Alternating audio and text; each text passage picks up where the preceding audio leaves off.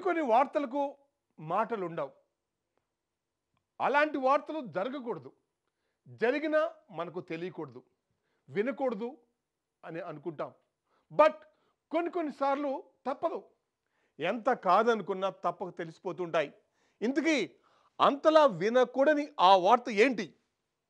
ఏముంది అందులో? ప్రతి ఇంట్లో ఉండే ఇంటింటి రామాయణమే అయినా ఇది రామాయణంతో పోల్చే ఇంటింటి వ్యవహారం కానే కాదు. ఇంట్లో మొగుడు రూపంలో ఉన్న ఓ రాక్షసుడి కథ.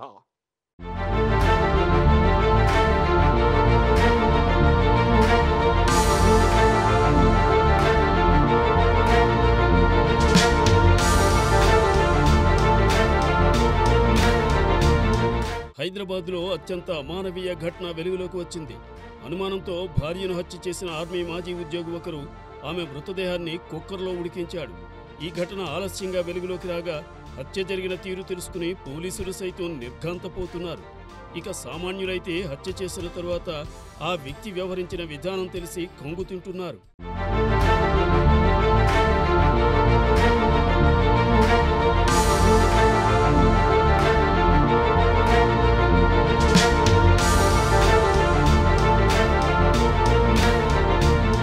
ప్రకాశం జిల్లా జేపీ చెరువుకు చెందిన గురుమూర్తి అనే వ్యక్తి గతంలో భారత ఆర్మీలో పనిచేశాడు. రిటైర్మెంట్ తరువాత భారత ప్రభుత్వ సంస్థ అయిన DRDOలో అవుట్సోర్సింగ్ విధానంలో సెక్యూరిటీ గార్డుగా పనిచేస్తున్నాడు. ఇతను కుటుంబంతో సహా హైదరాబాద్లోని జిల్లెలగూడలో నివాసం ఉంటున్నాడు. ఉద్యోగరీత్యా హైదరాబాద్లో ఉంటుండగా వీరికి 2 పిల్లలు. బంధువులు, కుటుంబ సభ్యులకు ఎంతో అన్యోన్యంగా కనిపించే ఈ కుటుంబంలో అనుమానాలు విషబీజాలు నాటుకున్నాయి.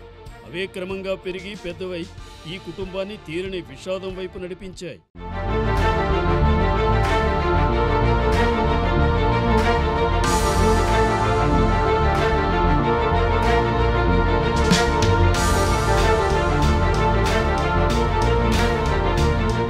అంతా బాగున్నారనుకుంటున్న తరుణంలో ఈ నెల 13 నుంచి గురుమూర్తి భార్య మాధవి కనిపించకుండా పోయింది. ఎంత వెతికినా దొరకలేదు. దాంతో ఇంటి దగ్గర నుంచి ఆమె తల్లిదండ్రులు కంగారుగా సిటీకి వచ్చారు.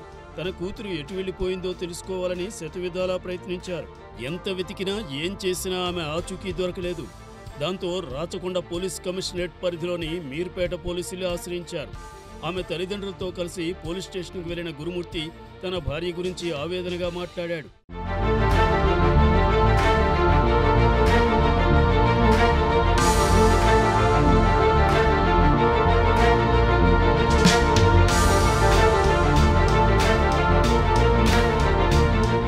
ఇంట్లో విషయాలకు అలిగి వెళ్లిపోయిందా లేక ఇంకేమైనా కారణాలు ఉన్నాయని పరిపరి విధాలు ఆలోచిస్తున్న కుటుంబ సభ్యులకు పోలీసులు తల తిరిగిపోయే వాస్తవాన్ని తెలిపారు. ఆమె ఎటూ వెళ్లిపోలేదని, ఆమె భర్త గురుమూర్తినే హత్య చేశాడంటూ సంచలన విషయాన్ని వెల్లడించారు. ఈ నెల 18వ తారీఖు ఇట సుబ్బమ్మ అనే మహిళ వచ్చి పోలీస్ స్టేషన్కి వచ్చి కంప్లైంట్ చేయడం జరిగింది. ఆమె పెద్ద కూతురు మాధవి, ఏజ్ 35 ఇయర్స్, భార్యాభర్తల గొడవ వల్ల తేదీ 16వ తారీఖు నుంచి ఆఫ్టర్నూన్ 12 o'clock నుంచి మిస్ అయిందని చెప్పి పోలీస్ స్టేషన్లో కంప్లైంట్ ఇస్తే ఆ కంప్లైంట్ మేరకు కేసు రిజిస్టర్ చేయడం జరిగింది. ఉమెన్ మిస్సింగ్గా ఉమెన్ మిస్సింగ్ కేసు రిజిస్టర్ చేసి ఇన్వెస్టిగేషన్లో భాగంగా ఇన్వెస్టిగేషన్ అనేది స్టార్ట్ చేయడం జరిగింది. స్టార్ట్ చేసిన తర్వాత వాళ్ళు అంటే అక్కడ ఉన్నటువంటి సీసీ కెమెరాస్ కానీ దాని సరౌండింగ్స్ అన్ని కూడా ఎంక్వైరీ చేయడం జరిగింది. సీసీ కెమెరాస్ కూడా వెరిఫై చేయడం జరిగింది. వీలోపు ఈ మిస్ అయినటువంటి మాధవి యొక్క పేరెంట్స్ కూడా అల్లుడు ఏమైనా చేసి ఉండొచ్చు అనే ఉద్దేశంతో వాళ్ళు అనుమానం వ్యక్తం చేయగా ఆ అనుమానం మీద కూడా పరిగణలోకి తీసుకొని ఇన్వెస్టిగేషన్ అనేది కంటిన్యూ చేస్తున్నాము. హత్య అంటే మామూలు హత్య కాదు, అత్యంత దారుణమైన రీతిలో ఆమె ప్రాణాన్ని తీశాడని తెలుసుకున్నారు.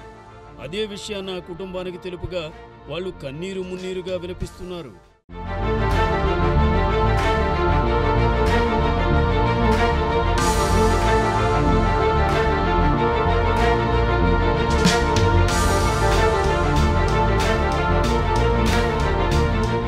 హత్యకు దారితీసిన కారణాలపై పోలీసులు దర్యాప్తు చేయగా ఆమెపై అనుమానమే ఈ దురాఘాతానికి కారణమని తెలిసింది. భార్యను అనుమానిస్తూ ఆమెతో తగువులు పెట్టుకుంటున్న గురుమూర్తి ఆమెను శాశ్వతంగా తొలగించుకోవాలని ప్రయత్నించాడు. జనవరి 13న దారుణంగా హత్య చేసి ఆమె మృతదేహం ఎవరికీ దొరకకుండా ముక్కల ముక్కలుగా నరికేశాడు.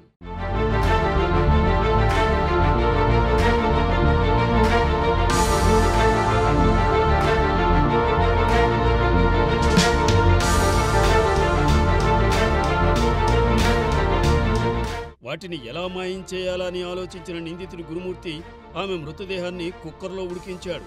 ఆ తరువాత ఆ ముక్కల్ని జిల్లెలగూడలోని చంద్ర చెరువులో పడేసినట్లు పోలీసుల దర్యాప్తులో వెల్లడైంది. విషయం తెలుసుకున్న పోలీసులు నిందితుడిపై పలు సెక్షన్ల కింద కేసు నమోదు చేశారు.